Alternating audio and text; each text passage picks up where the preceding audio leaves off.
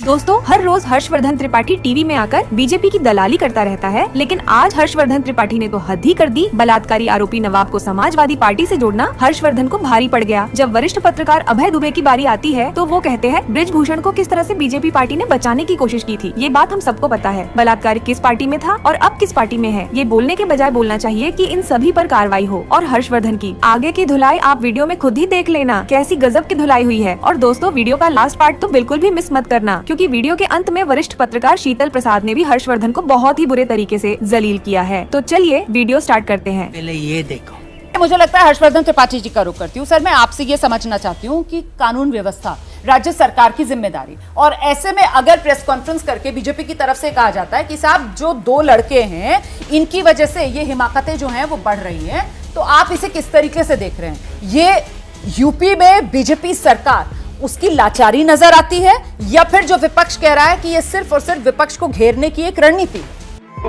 Good question. देखिए रोमाना, मुझे तो बड़ा आश्चर्य हो रहा है कि एक मामला, घृणित मामला उस तरह का सामने आता है और राजनीतिक दल उसमें बचाव करने लगते हैं और एनसीआरबी के आंकड़े बताने लगते हैं और राज्य में कितना अपराध कहाँ हो रहा है उसको बताने लगते हैं, या कोई पुरानी घटना बताने लगते हैं। अच्छा, दरअसल यही वो कवर फायर होता है जो राजनीतिक दल जब अपनी पार्टी का मामला फंसता है तो ये काम करते हैं। ये अक्सर मैंने देखा है। किसी भी मामले पर आप बात देखिए, घृणित से घृणित जघन्यतम काम हो जाए, वो पार्टी वाला निकालेगा, दूसरे कुछ लेके आएगा और उसकी तैयारी करके आएगा, क्योंकि उस पर वो बोल नहीं पाता है। कन्नौज का मामला आज जहां पहुंचा है, जरा इसको ध्यान से देखना चाहिए। नवाब सिंह यादव अखिलेश डिंपल के लिए घर जैसा था, ये कोई छिपी हुई बात नहीं। जब वहां से सुब्रत पाठक जीत गए, जो मेरी जानकारी है, जो मैंने थोड़ा बहुत पता करने की कोशिश की, तो वो बड़े रसूख वाला आदमी है, अच्छा खासा पैसा कौड़ी है, कारोबार अच्छा हो गया। नवाब यादव उसने सुब्रत पाठक से एक, जिसको कहते हैं ना कि सांसद हो गए, सरकार है, तो सेटिंग गेटिंग की। ठीक है। लेकिन जब अखिलेश यादव चुनाव लड़ने के लिए आए तो वो पुनः अखिलेश यादव के साथ गया। इसीलिए आपको 2024 में जो अखिलेश यादव और राहुल गांधी का मंच दिखा, तो ठीक अखिलेश यादव और राहुल गांधी के पीछे बैठा हुआ दिखा। मूलतः वो पूरी तरह से समाजवादी पार्टी का ही व्यक्ति है, और समाजवादी पार्टी का नहीं, अखिलेश यादव और डिंपल यादव का व्यक्ति है नंबर 1। इसकी मां का नंबर 2 ये। सर, एक सेकंड आपको रोकूं, एक सेकंड। ये जो पॉइंट आपने रखा ना, आपने कैसे बताया कि उसने सेटिंग कर ली है ना। 2019 में जब समाजवादी पार्टी हारी तो सुब्रत जो जीते थे वहां पे पाठक, सुब्रत पाठक, उनके साथ उसने सेटिंग कर ली। तो फिर शीतल जी जो है, क्योंकि उत्तर प्रदेश की राजनीति, मैं ये बात पूरी कर लूं रोमाना, ये बात नहीं, ये आधी बात रह जाएगी, ये गड़बड़ हो जाएगा, ये गड़बड़ हो जाएगा। अबे साले, जो माफ करना, मैं जो ना सेटअप पर ऐसे व्यक्ति को शीतल जी, ऐसे व्यक्ति को राजनीतिक कार्यकर्ता और नेता के रूप में देखा जाना चाहिए या सेटर के रूप में देखा जाना चाहिए? और ऐसे व्यक्ति की क्या यहाँ पर किसी के साथ पॉलिटिकल विश्वसनीयता के तौर पर देखा जाना चाहिए? रोमाना, आप ट्विस्ट कर रहे हैं। आप बात पूरी कर लीजिए। सेटर नहीं मैंने कहा, मैंने कहा कि उस वक्त वो सांसद हुए, उस वक्त सत्ता थी, तो इस वक्त उनके साथ जुड़ गया, ठीक है, और ये कारोबार बचाने के लिए कर सकता है। लेकिन वो अखिलेश यादव के साथ ही रहा, 2024 के चुनाव उनके साथ रहा। और मैं तो कह रहा हूं कि समाजवादी पार्टी सहित सारी पार्टियों को कहना चाहिए कि इसके खिलाफ कड़ी से कड़ी कार्रवाई हो।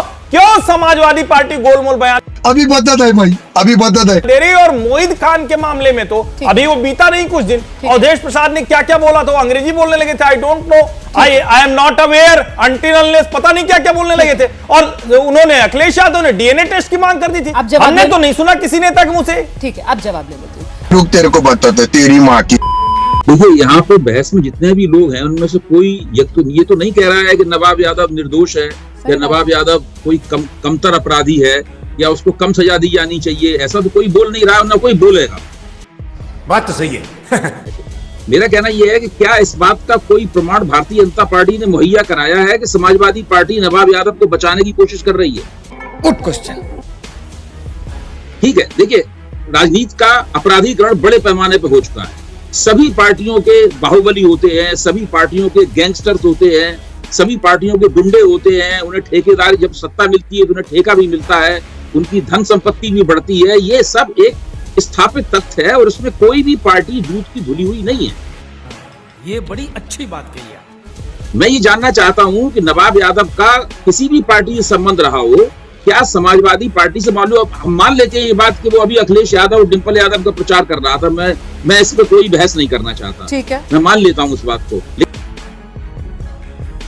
लेकिन क्या अखिलेश यादव, डिंपल यादव या समाजवादी पार्टी के किसी व्यक्ति, उसके हमदर्द, कोई भी उसका जो भी पैरोकार हो, उसने क्या नवाब यादव को बचाने के लिए कोई कदम उठाया है या कोई कोशिश की है, कोई सिफारिश पहुंचाई है? ये हुई ना बात। अगर इसका कोई जरा सा भी प्रमाण है तो वो प्रमाण दे दिया जाए और हम सब लोग उस प्रमाण की निंदा करेंगे और समाजवादी पार्टी की भी इसके लिए निंदा पर सर, अयोध्या वाले करेंगे। मामले में तो ऐसा हुआ ना, अयोध्या वाले मामले में तो ऐसा हुआ ना, वहां पर तो बहुत दबाव बनाया गया पीड़ित परिवार पर, वहां तो सारा का सारा मामला किसी तरीके से नौकर के सिर पर आ जाए। समाजवादी पार्टी के नेता, अयोध्या वाले, मैं इसके जवाब में ब्रजभूषण शरण सिंह को जिस तरह बचाया गया उसका हवाला नहीं दूंगा।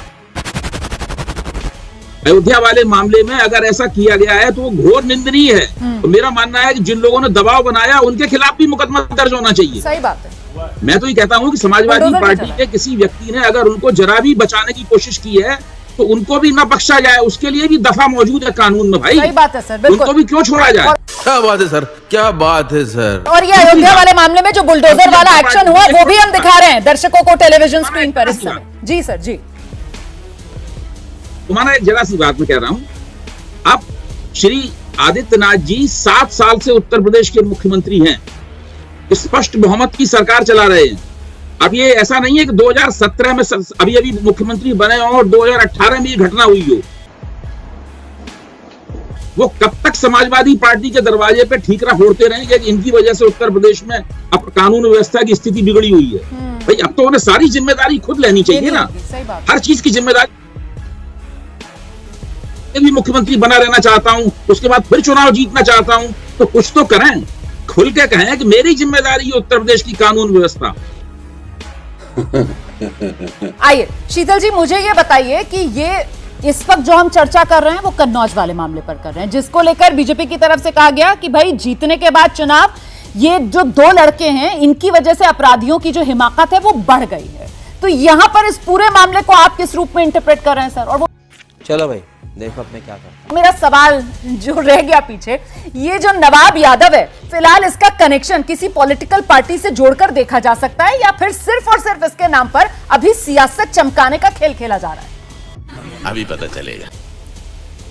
देखिए, अभी थोड़ी देर पहले खबर आई है कि पश्चिम के एक जिले में एक एडीओ पंचायत ग्रामीण होते हैं, 50 साल से ज्यादा का है और एक 6 साल की बच्ची के साथ इस तरह की बदतमीजी करते हुए पकड़ा गया है। एडीओ और एक पंचायत एनिमल के साथ भी था जी, एनिमल। अब उसे किस पार्टी से जोड़ देंगे? ये एक सामाजिक, मनोवैज्ञानिक और दूसरी तरह की समस्या है जिसमें कानून व्यवस्था का रोल है। सही पकड़े हैं। अभी आप देख रहे हैं कि एक आदमी को इस हत्या और बलात्कार के मामले में सजा मिली हुई है हरियाणा में और उसे 9वीं बार पैरोल दिया गया है। वो 2 साल में करीब 200 से ज्यादा दिन बाहर रहा है, फिर 21 दिन के लिए बाहर आ गया। तो नाम लेना जरूरी है, गुरमीत राम रहीम, बलात्कार का दोषी सर। जी बिल्कुल, हाँ, मैंने कहा वो तो दोषी साबित है, समझ रहे हो? कोर्ट से। बाकी जो हम बात कर रहे हैं ये लोग तो आरोपित हैं। तो खैर इस पे नहीं जाए किसी को कहना कि ये साफ है या वो दल गड़बड़ है। ये एक मनोवैज्ञानिक सामाजिक समस्या है जिसका अपराध से लेना देना है तो लॉ एंड ऑर्डर में भी आ जाती है। अब ये पूरे देश में ये समस्या है, कम ज्यादा अलग अलग राज्यों के आंकड़े आते रहते हैं। यही नहीं, अभी और सुनिए आंकड़े कैसे बनते हैं। अभी 3 दिन पहले एक स्त्री जो अपनी शिकायत पुलिस में दर्ज नहीं करा सकी थी और मुख्यमंत्री के घर के आगे उसने आग लगा ली थी, उसकी मृत्यु हुई है जलने से। उत्तर प्रदेश में ऐसी दर्जनों मामले हैं जिनमें उनकी शिकायतों पर, जो ज्यादातर छेड़खानी और बलात्कार वगैरह के हैं, जिनमें मुकदमे दर्ज नहीं हुए और उन लोगों ने अपने शरीर पर आग लगा ली शिकायत दर्ज कराने के लिए या जांच पूरी कराने के लिए या अपराधियों को पकड़े जाने के लिए। बेशर्मो शर्म करो शर्म। तो हमारी जो व्यवस्था है उसमें बहुत ऐसी चीजें हैं जिनको एड्रेस करने की जरूरत है। एक दूसरे पे आरोप ये हमें कहीं नहीं पहुंचाएंगे क्योंकि सब जगह सब लोग शामिल हैं और सबको, जैसा अभी आप इनकी चर्चा ही हो रही है जिनकी कि कल वो सपा में थे, आज बीजेपी में है, नाम में यादव लगा है तो सपा से जोड़ने में जरा सा आसानी हो जाती है, जैसा मुख्यमंत्री जी सदन में कर चुके हैं, जबकि वहां दर्जनों लड़के थे जो आपने दृश्य भी दिखाया। तो ये राजनीति इसका दरअसल हल नहीं है। क्या बात है, अभी पता चलेगा।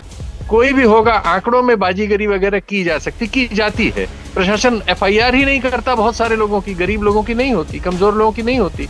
और उत्तर प्रदेश जैसे राज्य में जहां इस बारे में शिकायत है कि ये पुलिस स्टेट बन गया है, वहां तो ये बहुत मुश्किल है। अब आए ना लाइन पे, मैं माता चोद हूँ जो इसमें आया।